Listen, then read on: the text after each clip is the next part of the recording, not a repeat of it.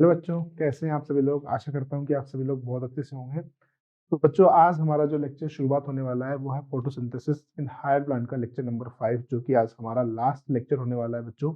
इस लेक्चर के अंदर हम लोग पढ़ने वाले हैं फोटो रेस्पिरेशन को, ठीक है। और जो फैक्टर्स अफेक्ट करते हैं फोटोसिंथेसिस की रेट को, उसको भी हम समझेंगे। कौन कौन से फैक्टर है, जैसे कि लाइट हो गया, टेम्परेचर हो गया, कार्बन डाइऑक्साइड हो गया एंड वाटर हो गया, इनको पढ़ेंगे। और लास्ट में हम लोग पढ़ेंगे difference between C3 and C4 plant. C3 और C4 प्लांट के बीच का डिफरेंस जो है उस चीज को हम लोग समझने वाले हैं, ठीक है। तो आज बात करते हैं हम लोग सबसे पहले फोटो रेस्पिरेशन के बारे में। फोटो रेस्पिरेशन के बारे में मैं पहले आपको बता चुका हूँ इसके अंदर होता क्या है। देखिएगा, आज के लेक्चर में ज्यादातर जो आपके फैक्टर्स अफेक्टिंग आने वाले हैं, हम सिर्फ एनसीईआरटी समझेंगे। इसके अंदर जो भी क्वेश्चन बनते हैं वो एनसीईआरटी ही बेस्ड बनते हैं, मतलब इसमें एक्स्ट्रा कुछ बताऊंगा नहीं मैं आपको, ठीक है। एनसीईआरटी को समझेंगे अच्छे से, बाकी ये लेक्चर कवर हो जाएगा, ठीक है। इस चीज को हम लोग समझ लेते हैं सबसे पहले फोटो रेस्पिरेशन को। फोटो रेस्पिरेशन का मतलब क्या होता है। फोटो रेस्पिरेशन की बात करते हैं। जब हमने C3 साइकिल पढ़ी, C3 साइकिल पढ़ने से पहले मैंने आपको बताया कि रूबिस्को जो एंजाइम होता है वो बायोफंक्शनली वर्क करता है। बायोफंक्शनली कब वर्क करेगा। मान लीजिए यदि एनवायरमेंट के अंदर CO2, तो CO2 का अमाउंट कैसा है, कम है, और ऑक्सीजन का अमाउंट ज्यादा है। तो इन दोनों के बीच में सबसे पहली चीज तो आप समझिए कि जो CO2 और O2 होता है, ये RUBP के साथ बाइंड अप करने के लिए लड़ते रहते हैं दोनों, ठीक है। लेकिन CO2 का कंसंट्रेशन ज्यादा होने की वजह से क्या होता है बच्चों, CO2 का कंसंट्रेशन ज्यादा होने की वजह से जो आपका CO2 जो होता है बाइंड अप कर जाता है। जब CO2 बाइंड अप करता है, जब CO2 बाइंड अप करेगा किसके साथ, रूबिस्को के साथ, ठीक है। जब CO2 बाइंड अप करेगा रूबिस्को के साथ, तो RUBP के साथ, तो रूबिस्को एंजाइम प्रेजेंस में दो साइकिल रन करवाता है, C3 और C4 साइकिल, जो अच्छी भी है। लेकिन जब आपका RUBP ऑक्सीजन के साथ बाइंड अप करता है, तो RUBP ऑक्सीजन के साथ बाइंड अप करने पर क्या करवाता है बच्चों, आपका 2 फॉस्फोग्लाइकोलेट का फॉर्मेशन करवाएगा, साथ के साथ 3 कार्बन। मैं आपको दिखा देता हूं, एक बार समझ भी लो, ठीक है। मान लीजिए कि अगर मैं आपसे बात करूं, जब आपका RUBP बाइंड अप किया किसके साथ, CO2 के साथ। किसके साथ बाइंड अप किया, CO2 के साथ। तो इसके साथ बाइंड अप करने पर यहाँ पे साइकिल रन होती है C3 एंड C4 साइकिल। कौन सी साइकिल रन कराएगा, C3 और C4 साइकिल। लेकिन अगर RUBP क्या करता है आपका, किसी वजह से कर रहा है ये, रूबिस्को एंजाइम की प्रेजेंस में, ठीक है। लेकिन अगर RUBP आपका C ऑक्सीजन से बाइंड अप किया, तो अगर आप देखेंगे यहाँ पर ये जो है RUBP कितने कार्बन कंपाउंड है बच्चों, 5 कार्बन की कीटो शुगर है और एक CO2 मॉलिक्यूल है। इसी के साथ अगर बात करते हैं तो यहाँ पर ऑक्सीजन जो होता है, इसकी वजह से यहाँ पर क्या बनता है, 2 फॉस्फोग्लाइकोलेट 2 फॉस्फोग्लाइकोलेट 2 फॉस्फोग्लाइकोलेट एंड क्या बनते हैं बच्चों यहाँ पर, फोस्फोइनोल पायरुवेट, ठीक है। आपका क्या बनेगा, आपका बनेगा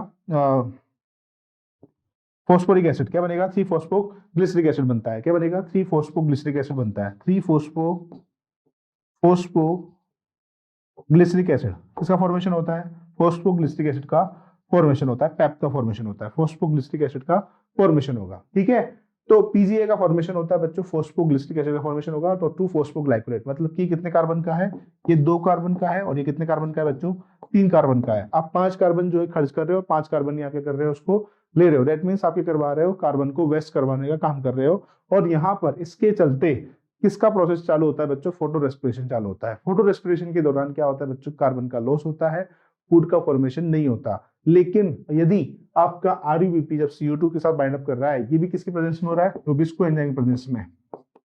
रूबिस्को एंजाइम की प्रेजेंस में जब बाइंड अप कर रहा है, तो कौन सी साइकिल रन कर रही है, आपकी C3 और C4 साइकिल। अब बच्चों मैं आपसे बात करना चाहता हूं, कौन सी साइकिल ज्यादा अच्छी है as compare to the C3 या फिर C4 साइकिल। तो अगर बच्चों बात करें C4 साइकिल के अंदर, आप बताएं मुझे, C4 साइकिल के अंदर जो रूबिस्को होता है, C4 साइकिल के अंदर जो रूबिस्को होगा, ये कहाँ प्रेजेंट होता है, आपकी बंडल शीट सेल के अंदर। कहाँ प्रेजेंट होगा, बंडल शीट सेल के अंदर प्रेजेंट होता है।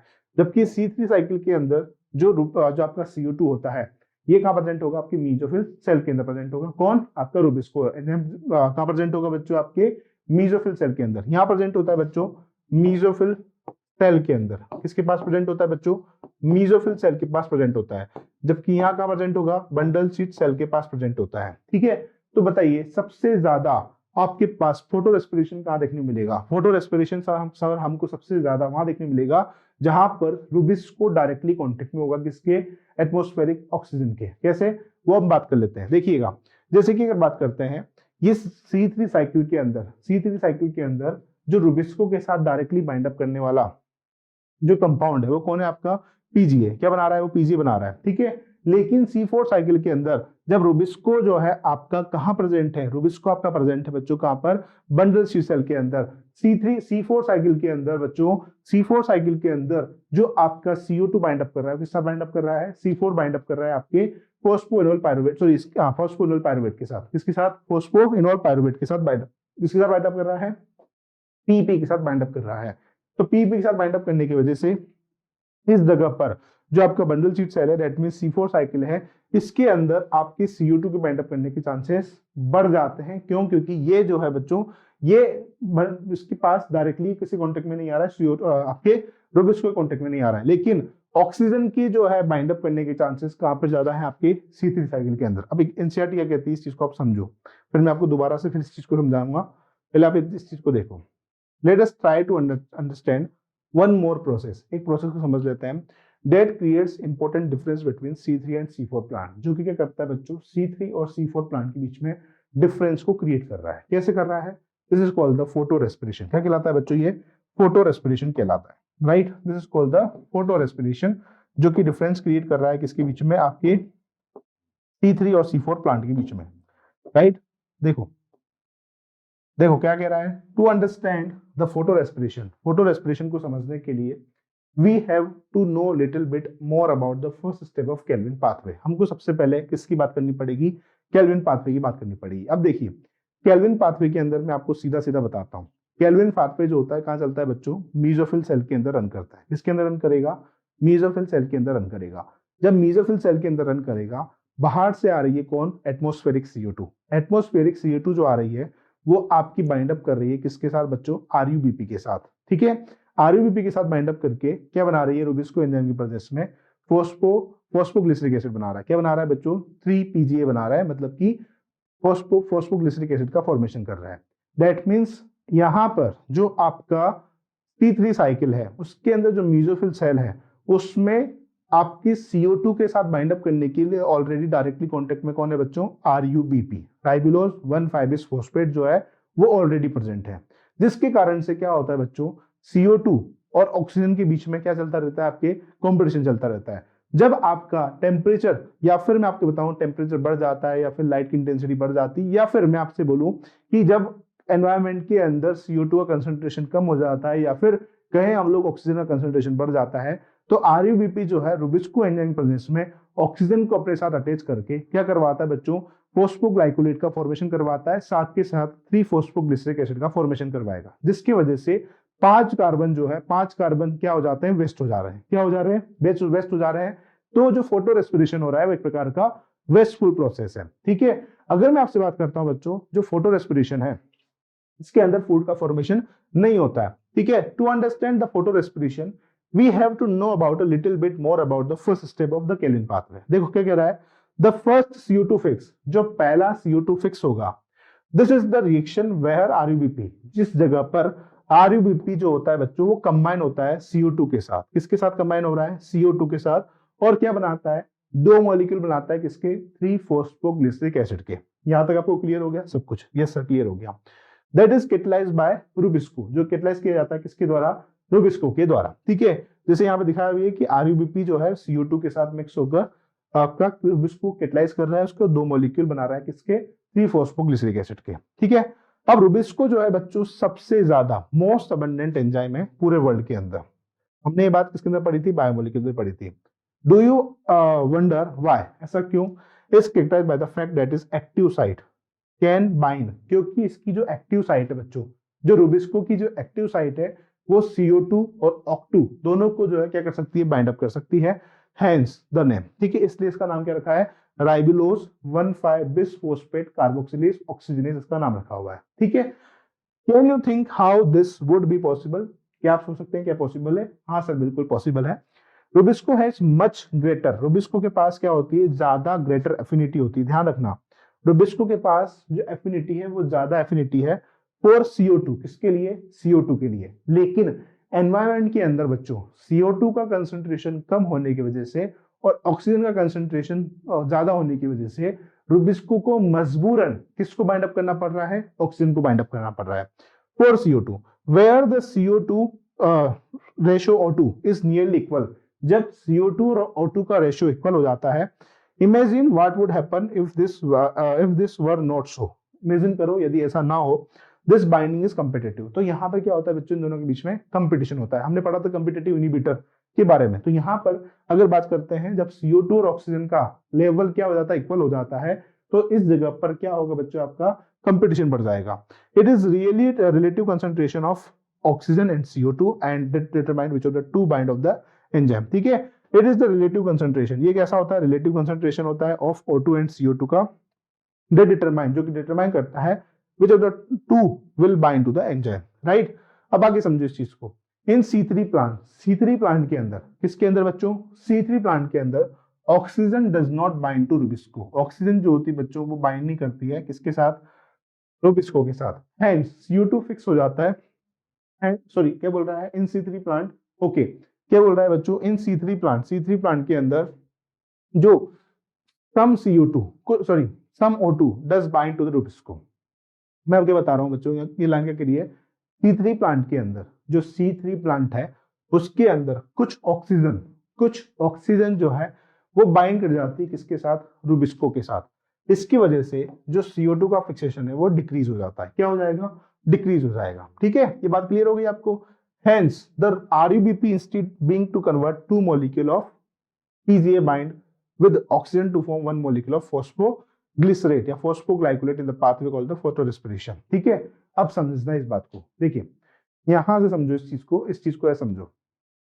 सबसे पहली लाइन या समझो, जब CO2 और ऑक्सीजन का लेवल क्या हो जाएगा, इक्वल हो जाएगा। देखो समझो क्या हो रहा है बच्चों, दो दोस्त हैं, ठीक है, दो दोस्त में से दो दोस्त हैं, ठीक है। क्या मैं इसको मैं समझाता हूं आपके कैसे इसको बात करें। चलिए ऐसे एग्जांपल लेते हैं इसका। दो दोस्त हैं, दोनों पढ़ाई करने में बहुत अच्छे हैं, राइट। दोनों पूरी क्लास में ऐसे हैं कि ना तो वो फर्स्ट सेकंड चलते रहते हैं। क्या होता रहता है, फर्स्ट सेकंड चलते रहते हैं। लेकिन एक ऐसा दोस्त है जो कि परमानेंटली फर्स्ट स्टेज पे बैठा हुआ है। ये बैठा हुआ है, फर्स्ट स्टेज पे बैठा हुआ है, ठीक है। अगर बात करते हैं बच्चों, जब दोनों, कभी ऐसा हो गया कि दोनों में 0.5 का डिफरेंस, कभी 0.3 का डिफरेंस। अब क्या हो रहा है, इस 0.5 और 0.3 के डिफरेंस के चक्कर में ये चीज फाइनलाइज नहीं हो पा रही है कि कौन फर्स्ट है कौन सेकंड है, कौन फर्स्ट है, किसको फर्स्ट रखा जाए किसको फर्स्ट नहीं रखा जाए। इस वजह से क्या होता रहता है, दोनों के बीच में फर्स्ट सेकंड चलता रहता है, राइट। तो यहाँ पर भी ऐसा ही है, यहाँ पर भी ऐसा क्या है कि एंजाइम तो एक ही है, एंजाइम क्या है, एक है, कौन, रुबिस्को के पास साइड भी कितनी है, एक है। रुबिस्को के पास साइड कैसी है, एक है। लेकिन बाइंड अप करने के लिए दो कंपाउंड आपस में लड़ रहे हैं, क्यों, क्योंकि दोनों का वेटेज कैसा हो चुका है, इक्वल हो चुका है।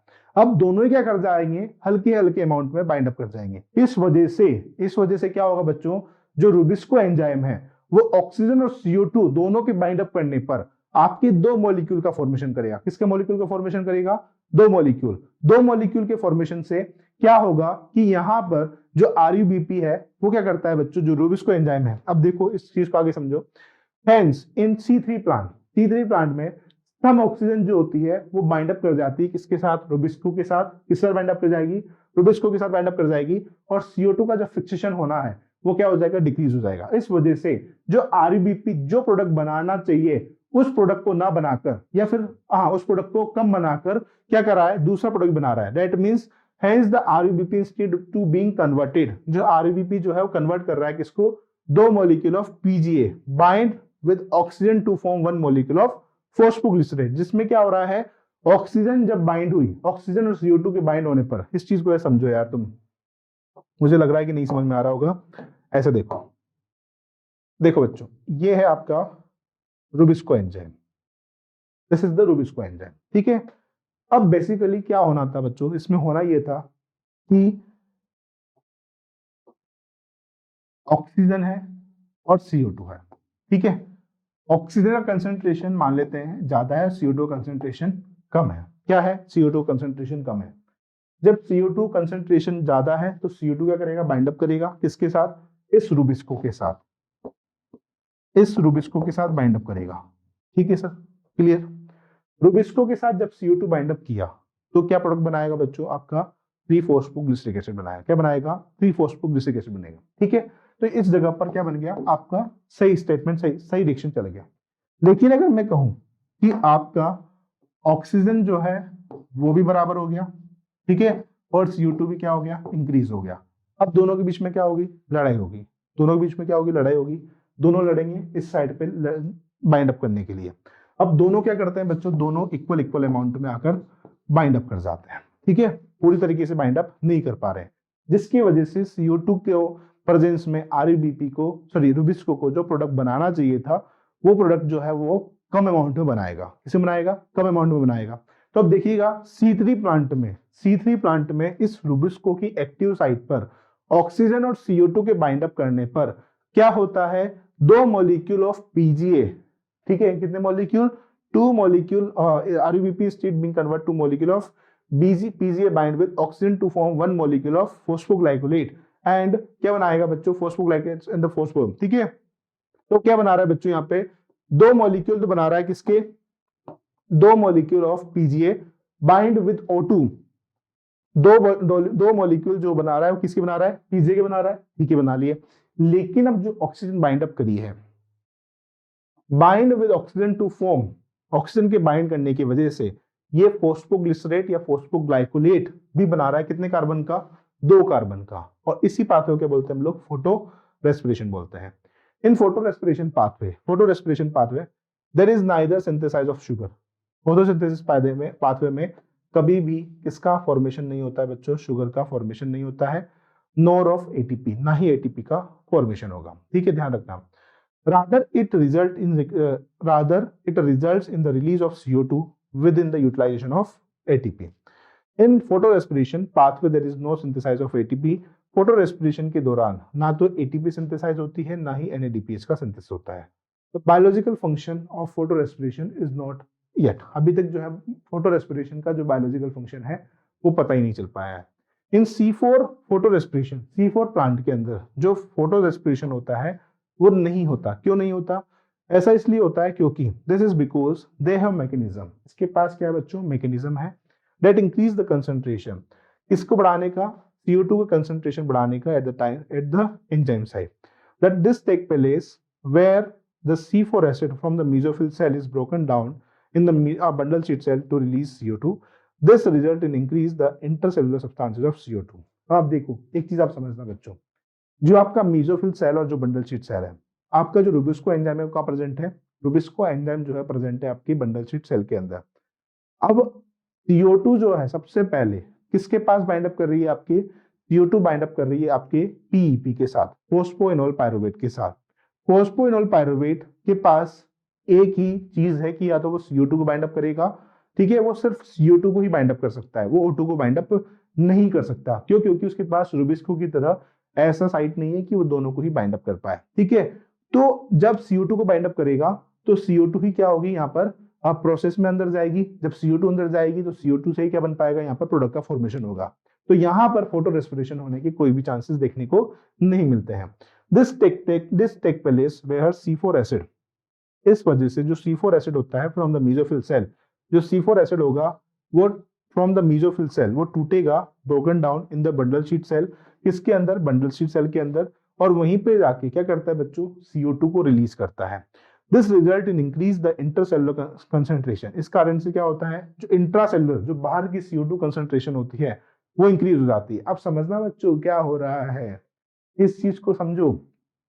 T3 साइकिल के अंदर मेसोफिल सेल जो है वो डायरेक्टली कांटेक्ट में है किसके, नेचर के, किसके कांटेक्ट में है, डायरेक्टली कांटेक्ट में नेचर के। ठीक है, अब जब डायरेक्टली कांटेक्ट में नेचर में, मतलब कि जो सेल के अंदर जो रुबिस्को एंजाइम है वो डायरेक्टली कांटेक्ट में किसके, नेचर के। ठीक है, अगर नेचर में किसी तरीके से CO2 का कंसंट्रेशन बढ़ जाता है तो वो बाइंड अप तो करेगा किसके साथ, CO2 के साथ।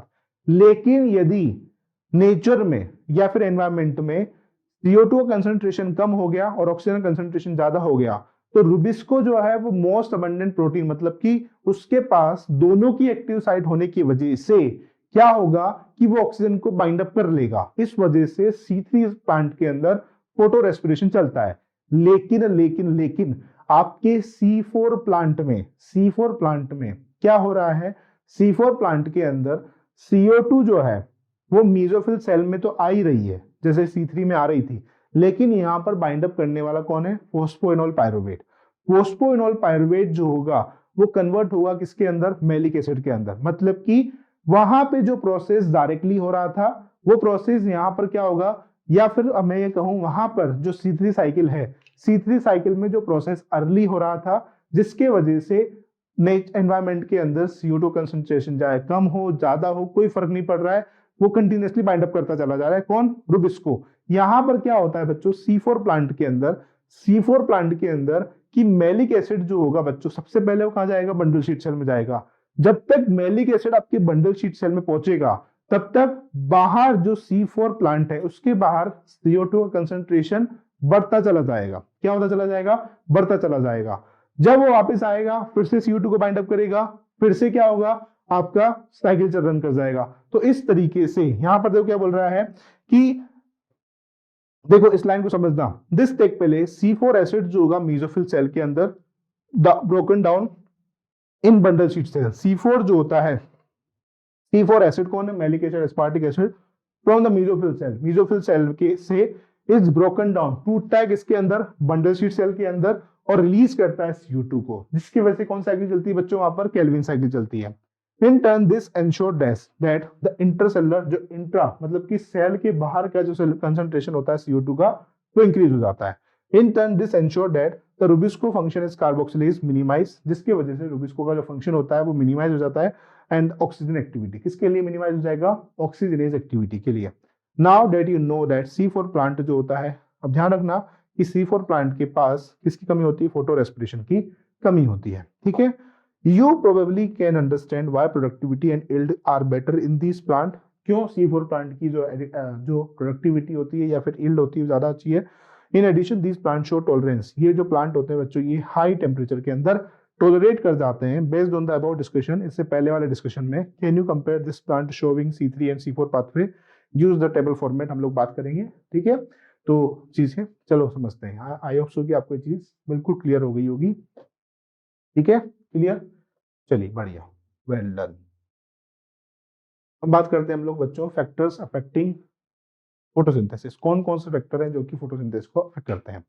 अब जैसे कि मैं आपको बात करूं, जैसे आप घर में चाय बनाते हो, ठीक है, घर में चाय बनाते हो तो क्या क्या सामान का यूज करते हो आप, चाय की पत्ती का भी यूज करोगे, उसके बाद शुगर का भी यूज करोगे, पानी का भी यूज करोगे। अब इनमें से कोई भी एक फैक्टर या तो ज्यादा हो जाए या कम हो जाए तो क्या होगा, आपकी चाय का टेस्ट बिल्कुल खराब हो जाएगा, चाय खराब हो जाएगी। इसी तरीके से एनवायरमेंट में यदि कोई भी चीज जैसे कि लाइट हो गया, वाटर हो गया, टेम्परेचर हो गया, इनमें से किसी का भी प्रोडक्टिविटी या किसी का भी कंसंट्रेशन इंक्रीज हो जाता है तो वो सब चीजें किसको अफेक्ट करती हैं बच्चों, प्लांट की लाइफ को अफेक्ट करती हैं। इस चीज को आप समझिए। जो फैक्टर अफेक्टिंग फोटोसिंथेसिस की बात करते हैं, an understanding of factors that affect photosynthesis necessary. ठीक है, फोटोसिंथेसिस को अफेक्ट करने वाले जो फैक्टर्स है उनको समझना बेहद ही ज्यादा जरूरी है। द रेट ऑफ फोटोसिंथेसिस, जो फोटोसिंथेसिस की रेट है, the rate of photosynthesis very important. ये क्या है बच्चों, बहुत ही ज्यादा इंपॉर्टेंट है इन डिटरमाइनिंग, जो कि डिटरमाइन करती है किसको, yield of plant including crop plant. किसको, प्लांट की यील्ड को, किसको बच्चों, प्लांट की जो क्रॉप प्लांट्स हैं उनकी यील्ड को क्या करती है बच्चों, डिटरमाइन कर रही है। अब आपने देखा होगा, जनरल में आपके सामने एग्जांपल हो, आप देखते होंगे कि गर्मी ज्यादा हो गई, गर्मी के दौरान या फिर गर्मी ज्यादा हो गई तो फसल खराब हो जाएगी। ठीक है, या फिर बरसात जो होगी, बरसात ज्यादा होने के बाद क्या होता है, फसल खराब हो जाती है, तो यील्ड क्या हो जाती है बच्चों, वो खराब हो जाती है। Photosynthesis is under the influence of several factors. Photosynthesis जो होता है वो कुछ फैक्टर्स के बेसिस पे काम करता है। सेवरल फैक्टर्स बोथ, चाहे वो फिर इंटरनल हो चाहे फिर वो एक्सटर्नल हो। ठीक है, the plant factors include, plant के अंदर इंक्लूड है कौन कौन कौन से फैक्टर इंक्लूड है, यदि लीफ का साइज बड़ा होगा, ठीक है, लीफ का नंबर ज्यादा होगा, ठीक है, एज अगर अभी मैच्योर लीफ होगी, और ओरिएंटेशन ऑफ लीफ। ठीक है, तो ये सब चीजें क्या करती हैं, डिटरमाइन करती हैं। लीफ का नंबर ज्यादा होगा, लीफ का क्या होगा, नंबर ज्यादा होगा, लीफ का साइज बड़ा होगा, ठीक है, लीफ की एज अभी मैच्योर लीफ होगी या फिर एडेंटेशन ऑफ लीफ, ये सब क्या करते हैं बच्चों डिटरमाइन करते हैं। उतना ही ज्यादा क्या होगा फोटोसिंथेसिस होगा, है ना। तो ये सब क्या है, number, age, size, orientation of leaf, mesophyll cell, chloroplast, increase CO2 concentration, ठीक है, and the amount of chlorophyll, ये सब क्या करते हैं बच्चों वेरिएबल होते हैं किसके लिए, सी फोटो रेस्पिरेशन, फोटो सिस्टम करवाने के लिए, फोटोसिंथेसिस करवाने के लिए। तो ध्यान रखना, number, size, concentration of leaves, orientation of leaves, mesophyll cell, chloroplast, internal CO2 concentration and amount of chlorophyll.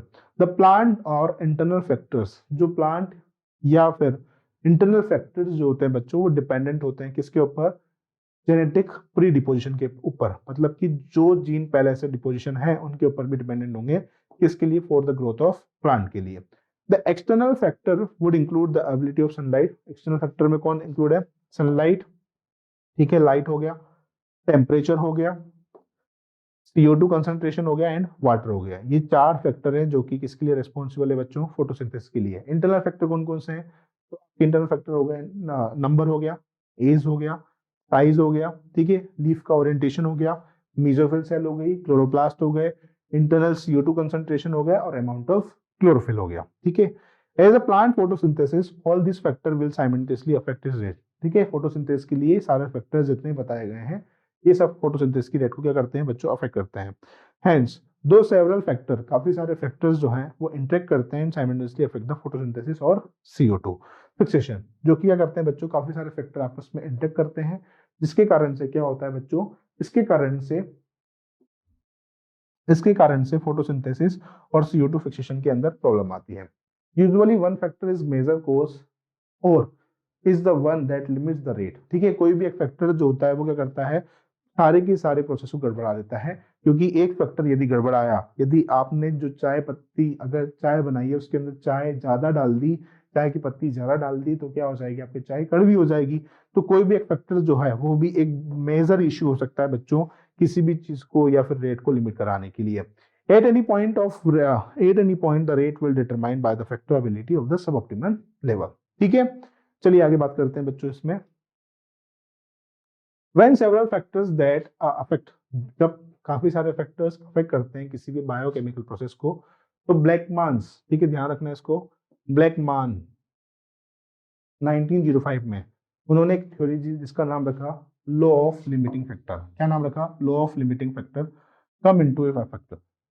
This state that the following, if chemical process affected, यदि केमिकल प्रोसेस जो है बच्चों वो अफेक्ट होती है किसके द्वारा, मोर देन वन फैक्टर, किसके द्वारा, एक फैक्टर से अधिक, मतलब कि एक से अधिक फैक्टर के द्वारा, then it rate will determine by the factor which is nearest to the minimal value, जो कि किसके अवेलेबल होगी, किसके बराबर होगी, then its rate will determine, उसकी जो रेट होगी डिटरमाइन होगी by the factor which is nearest होगी किसके, मिनिमल वैल्यू की, जो सबसे कम होगी।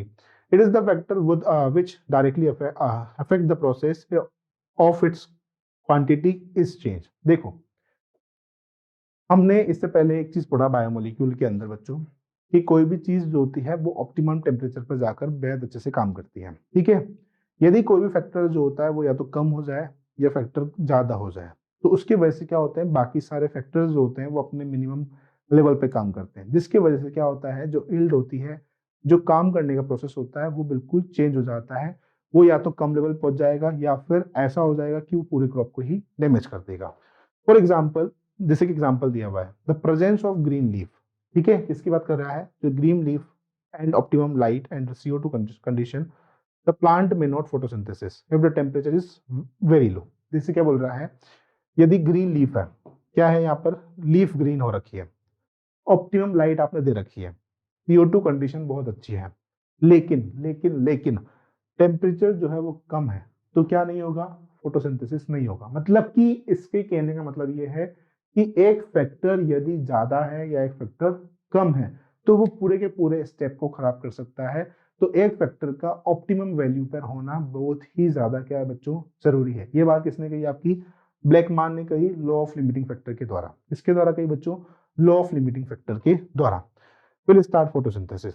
This leaf if the given the optimum temperature, यदि आप इस लीफ को ऑप्टिमम टेम्परेचर दे देंगे तो क्या होगा, ये जो होगा फोटोसिंथेसिस करना स्टार्ट कर देगा। मेरी बात आपको समझ में आ गई होगी। मैंने आपको क्या बोला, जैसे कि प्लांट क्या करता है बच्चों, जो फोटोसिंथेसिस कर रहा होता है, ये फोटोसिंथेसिस करता है किसके बेसिस पे, लाइट के बेसिस पे, टेम्परेचर के बेसिस पे, कार्बन डाइऑक्साइड के बेसिस पे, ठीक है, एंड वाटर के बेसिस पे, राइट। आपने और प्लांट की लीफ के बेसिस पे, प्लांट की एज के बेसिस पे सारी चीजें डिटरमाइन करती हैं, चाहे वो इसके इंटरनल फैक्टर हो चाहे फिर वो एक्सटर्नल फैक्टर हो। अब ब्लैकमैन क्या कहते हैं, ब्लैकमैन ये कहते हैं बच्चों कि मान लीजिए कि आपने ग्रीन लीफ दे दी, ग्रीन लीफ को आपने पानी भी अच्छे से दिया, ग्रीन लीफ को आपने कार्बन डाइऑक्साइड भी अच्छे से दी, ग्रीन लीफ को आपने प्रॉपर लाइट भी अच्छे से दी, लेकिन आपने क्या किया, टेम्परेचर को कम रखा। किसको कम रखा, टेम्परेचर को कम रखा। जिस टेम्परेचर पर प्लांट फोटोसिंथेसिस कोज करता है वो टेम्परेचर आपने प्लांट को नहीं दिया। इसके वजह से क्या होगा, इसके वजह से प्लांट फोटोसिंथेसिस नहीं कर पाएगा। क्या नहीं कर पाएगा, इसके वजह से प्लांट फोटोसिंथेसिस नहीं कर पाएगा। दैट मीन्स एक फैक्टर के गड़बड़ाने से क्या हो रहा है, प्लांट फोटोसिंथेसिस नहीं कर पा रहा है। ठीक है, इस बात को ध्यान रखिएगा। अब सबसे पहले बात करते हैं बच्चों हम लोग लाइट के बारे में। किसके बारे में बात करते हैं, लाइट के बारे में। देखिएगा, सबसे पहले देखिए इस ग्राफ को। इस ग्राफ में एक तरफ दिया हुआ है लाइट की इंटेंसिटी। क्या दिखाया गया है बच्चों, एक तरफ लाइट की इंटेंसिटी, इंटेंसिटी ऑफ लाइट की बात की गई है, ये लाइट की इंटेंसिटी। एक तरफ दिखाया गया रेट ऑफ फोटोसिंथेसिस। क्या शो कर रहा है, रेट ऑफ फोटोसिंथेसिस। ठीक है, जैसे जैसे लाइट की इंटेंसिटी बढ़ती जा रही है, जैसे जैसे लाइट की इंटेंसिटी बढ़ती जा रही है, वैसे वैसे क्या हो रहा है बच्चों, वैसे वैसे आप देख रहे होंगे कि रेट ऑफ फोटोसिंथेसिस धीरे धीरे धीरे धीरे धीरे इंक्रीज होती जा रही है। ये इंक्रीज होती जा रही है, ये इंक्रीज होती जा रही है। क्या होती जा रही है, इंक्रीज होती जा रही है।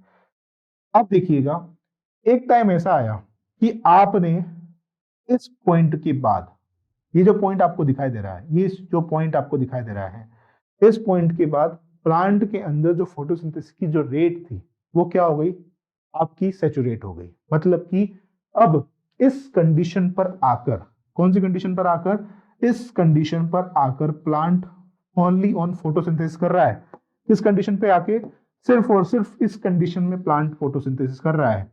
इस कंडीशन में ही प्लांट क्या कर रहा है बच्चों, फोटोसिंथेसिस कर रहा है। इस वाले पोर्शन के अंदर ही प्लांट क्या कर रहा है बच्चों, फोटोसिंथेसिस कर रहा है। इस वाले पोर्शन में प्लांट फोटोसिंथेसिस नहीं कर रहा है। क्यों, क्योंकि जब तक उसको ऑप्टिमम टेम्परेचर मिलता रहा, जब तक उसका जो फोटोसिंथेसिस है वो कंटिन्यू चलता रहा। लेकिन जैसे उसका टेम्परेचर ज्यादा हुआ, इस जगह पर क्या हो गया, टेम्परेचर इस जगह पर क्या हुआ बच्चों, लाइट वो क्या हो गई, ज्यादा हो गई, ज्यादा हो गई।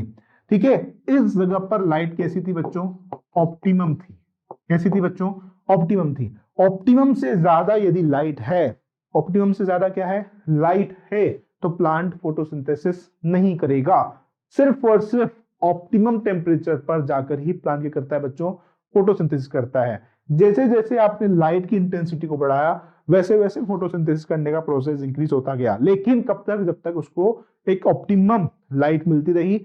यदि ऑप्टिमम लाइट से, आपने देखा होगा कि गर्मियों के टाइम पर, गर्मियों के टाइम पर प्लांट को लाइट, टेम्परेचर सब कुछ बहुत अमाउंट में मिलता है। लेकिन आपने देखते होंगे कि 2 बजे के बाद, 3 बजे के बाद, या फिर 12 बजे के बाद मैं आपको बोलूं तो 12 बजे के बाद क्या होता है, जो प्लांट की जो लीफ होती है वो क्या होना शुरू हो जाती है, बर्न होना शुरू हो जाती है। ऐसा क्यों, क्योंकि लाइट की इंटेंसिटी, टेम्परेचर की इंटेंसिटी ज्यादा हो चुकी है।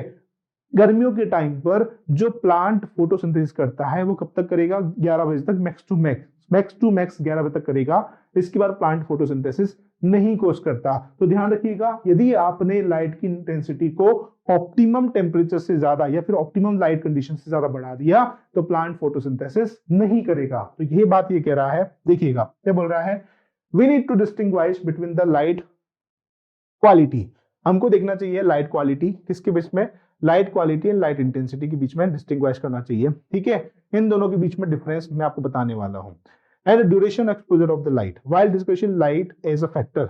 जब हम लाइट को एज अ फैक्टर डिस्कस कर रहे हैं, जो कि क्या करता है बच्चों, अफेक्ट करता है किसको, फोटोसिंथेसिस को। किसको अफेक्ट कर रहा है बच्चों, फोटोसिंथेसिस को अफेक्ट कर रहा है। This is the linear relationship. ये एक प्रकार का क्या है, लीनियर रिलेशनशिप है between the incident light and CO2 fixation rate at low light intensity. ठीक है, एट हायर लाइट इंटेंसिटी, जब हायर लाइट इंटेंसिटी होगी, gradually the rate does not show further increase, तो रेट जो होगा वो फर्दर इंक्रीज नहीं होगा। As other factor becomes limiting, जो दूसरे फैक्टर्स हैं उनका जो रेट होगा वो भी क्या हो जाएगा बच्चों, लिमिटिंग हो जाएगा। What is the interesting to note that the light saturation, light का सेचुरेशन बच्चों only on 10% of full sunlight में लाइट जो होता है बच्चों उसका सेचुरेशन आता है। हमने ये बात किसमें पढ़ी है, इकोलॉजी के अंदर पढ़ी है। इकोलॉजी के अंदर पढ़ेंगे कि जो प्लांट होता है वो सिर्फ और सिर्फ 10% एनर्जी को ही क्या कर रहा है बच्चों, कंज्यूम कर रहा है। दैट मीन्स उसका फोटोसिंथेसिस भी कितने पे हो रहा होगा, 10% पे हो रहा है, इससे ज्यादा पे फोटोसिंथेसिस नहीं कर सकता है। Hence except for plant in shade और डेंस फॉरेस्ट, अगर बात करते हैं डेंस और शेड फॉरेस्ट की बात करते हैं तो बच्चों वहां पे ऑलरेडी लाइट कम जा रही है तो उनको कोई फर्क नहीं पड़ने वाला।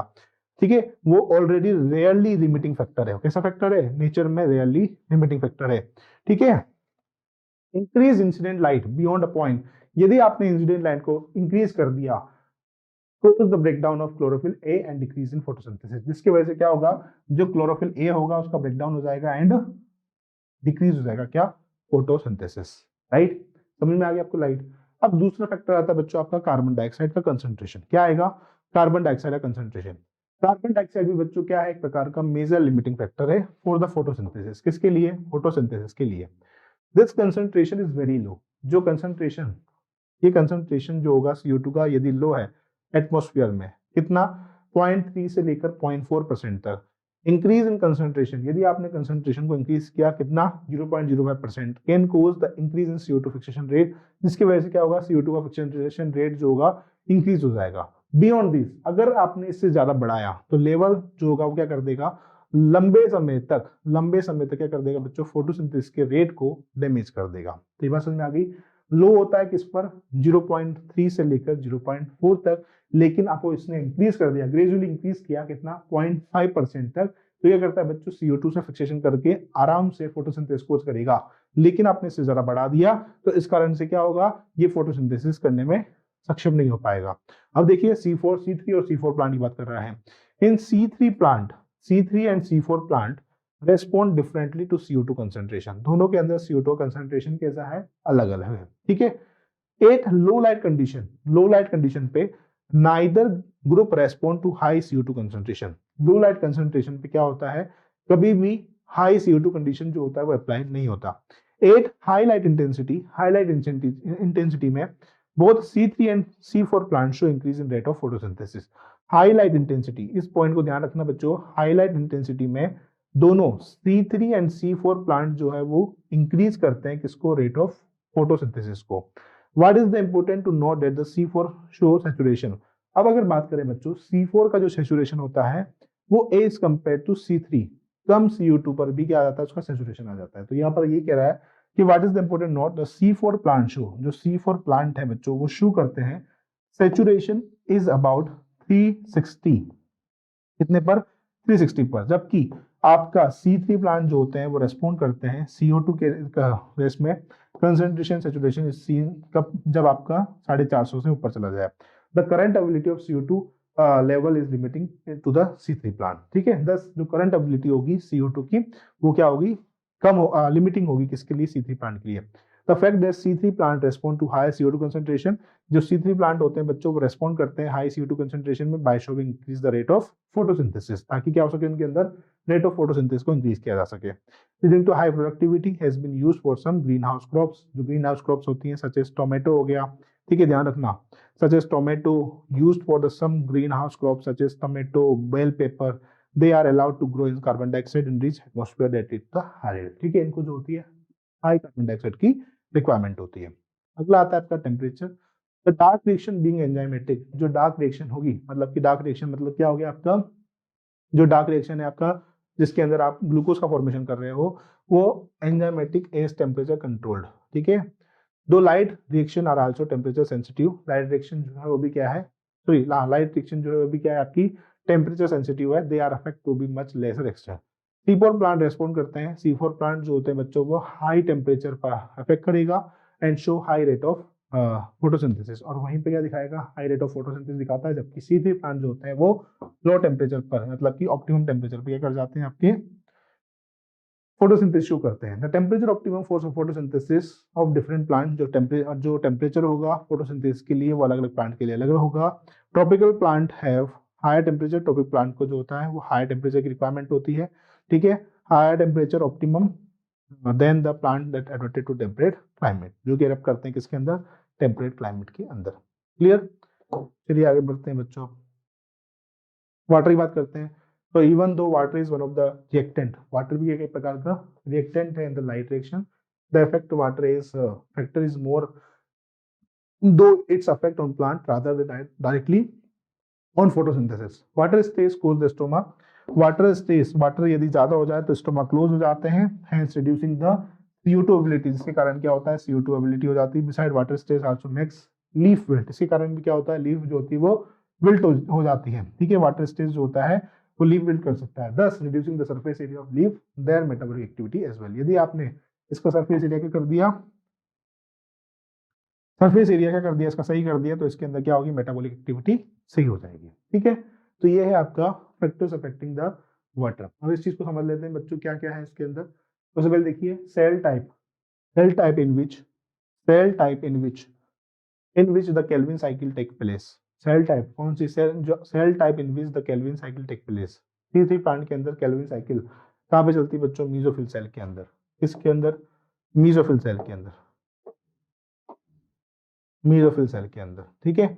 और यहाँ पे कहाँ चलेगा, यहाँ पे चलेगा आपके बंडल शीट सेल के अंदर, Calvin cycle, right. Cell type in which the initial carboxylation reaction, three plant में मीजोफिल सेल, और इस जगह पर भी, इस जगह पर कौन सी सेल होगा बच्चों, इस जगह पर होगा आपका बंडल शीट सेल होगा, ठीक है। देखो सेल टाइप, सबसे पहले पूछ रहा है कि बताइए कौन सी सेल के अंदर आपकी केल्विन साइकिल चलती है, तो C3 प्लांट में केल्विन साइकिल कहाँ चल रही है, मीजोफिल सेल के अंदर, C4 के अंदर चल रही है आपकी बंडल शीट सेल के अंदर। फिर बोल रहा है कि सेल टाइप के अंदर सबसे पहले इनिशियल कार्बोक्सिलेशन कहाँ पर देखने को मिलता है, तो इनिशियल कार्बोक्सिलेशन आपको देखने को मिलता है C3 प्लांट में मीजोफिल सेल के अंदर, और यहाँ पे बंडल शीट सेल के अंदर। How many cell type does, कितने, how many cell type, how many cell type does the leaf have that fix CO2, कितने सेल टाइप हैं जिसके अंदर CO2 जो होता है फिक्स होता है। इसके अंदर अगर बात करते हैं तो इसके अंदर सिर्फ एक ही है जहां पर CO2 का क्या होगा, फिक्सेशन होगा, और इसमें क्या है, दो है जिसके अंदर क्या होगा बच्चों, CO2 का फिक्सेशन होगा। Which is the primary CO2 acceptor, mesophyll cell के अंदर प्राइमरी CO2 एक्सेप्टर कौन है बच्चों, RUBP, RUBP। और यहाँ पर कौन है बच्चों आपका प्राइमरी CO2 एक्सेप्टर जो है पैप है, ठीक है। Number of carbon in the primary CO2 acceptor, RUBP कितने कार्बन का है, 5 कार्बन का, और ये कितने कार्बन का है बच्चों, ये 3 कार्बन का, ठीक है। कितने कार्बन का है, ये 3 कार्बन का, राइट, क्योंकि 3 कार्बन का है ये। विच is the primary CO2 fixation product, इनमें से कौन सा जो जिसके यहाँ पर है आपका 3-फॉस्फोग्लिसरिक एसिड, ठीक है, और यहाँ पर है ऑक्जेलो acetic acid, right. Number of carbon in the primary CO2 fixation product, number of carbon कितने, तो PG है, फॉस्फोग्लिसरिक एसिड कितने कार्बन का है बच्चों, 3 कार्बन का है, ठीक है। और ऑक्जेलो एसिटिक एसिड कितने कार्बन का है बच्चों, 4 कार्बन का। प्लस द प्लांट है रूबिस्को, दोनों प्लांट में रूबिस्को पाया जाता है, यस, दोनों प्लांट में क्या होगा आपका रूबिस्को देखने को मिलेगा, राइट। आगे देखो, डज द प्लांट हैव पेपकेस, दोनों प्लांट, क्या C3 प्लांट में पेपकेस देखने को मिलता है, पेपकेस जो होता है इसके अंदर नोट और इसके अंदर यस। फिर बोल रहा है which cell in the plant have rubisco, कौन सी सेल में प्लांट में रूबिस्को होता है, तो यहाँ पर मीजोफिल सेल में होगा, ठीक है, मीजोफिल सेल के अंदर होगा, और यहाँ पर किसमें होगा, रूबिस्को बंडल शीट सेल के अंदर देखने को मिलता है। और CO2 fixation rate under high light condition, CO2 की फिक्सेशन रेट जो होती है अंडर हाई लाइट कंडीशन, बताओ क्या आना चाहिए, अब मुझे बताओ CO2 का fixation rate under high light condition, बताओ कैसा आएगा। यहाँ पर आपका जो CO2 का फिक्सेशन रेट होता है इस जगह पर हाई होता है, ठीक है, और इस जगह पर क्या होगा आपका लो होगा, ठीक है, क्योंकि अगर बात करते हैं CO2 फिक्सेशन रेट की तो यहाँ पर हाई और लो देखने को मिलता है, ठीक है। तो यहाँ पर ये हो गया लोग, तो क्या मतलब मीडियम लिख देता हूँ मैं इसको, मीडियम देखने को मिलेगा, मीडियम।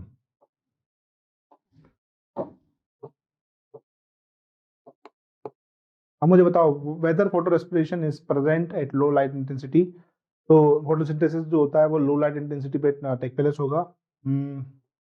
वेदर क्या आना चाहिए, whether photo respiration is present, जो फोटो रेस्पिरेशन होगा वो प्रेजेंट होता है लो लाइट इंटेंसिटी पे, तो नहीं, नेग्लिजिबल आएगा, नेग्लिजिबल, यहाँ पर भी क्या आएगा, नेग्लिजिबल आएगा। Whether photo respiration is present at high light intensity, whether photo respiration, यहाँ पर आ जाएगा हाई और यहाँ पर आ जाएगा नेग्लिजिबल। ठीक है, whether photo respiration would be present at low CO2 concentration, high आ जाएगा, बिल्कुल हाई में होगा, और यहाँ पर किस में होगा, नेग्लिजिबल रहेगा। Whether photo respiration present could be present at high CO2 concentration, high CO2 concentration के लिए यहाँ पर नेग्लिजिबल और यहाँ पर नेग्लिजिबल। ठीक है, फिर यहाँ पर अगर बात करते हैं तो टेम्परेचर ऑप्टिमम कितना होना चाहिए, 25 डिग्री सेल्सियस, 20 से 25, 20 से 25। ठीक है, और यहाँ पे कितना होना चाहिए, 30 से 40, 30 से 40। ठीक है, एग्जाम्पल की बात कर लेते हैं तो इसका एग्जाम्पल क्या क्या हो जाएंगे आपके, वीट हो जाएगा, इसका एग्जाम्पल क्या क्या हो जाएगा आपका, वीट हो जाएगा, वीट। ठीक है, इसका हो जाएगा सोरगम, हो जाएगा सोरगम, मेज, राइट। तो ये इसके एग्जाम्पल हो जाएंगे आज का टॉपिक। ठीक है, तो आपका यहाँ पर चैप्टर का डी एंड होता है। आई होप सो कि आपको आज की क्लास समझ में आई होगी। ठीक है, अपनी पढ़ाई को करते रहिए, क्वेश्चन लगाते रहिए, डाउट है तो पूछते रहिए हमेशा, हम आपके साथ हमेशा हैं बच्चों। प्लीज इस तरीके से अपनी मेहनत करते रहिएगा। Thank you so much.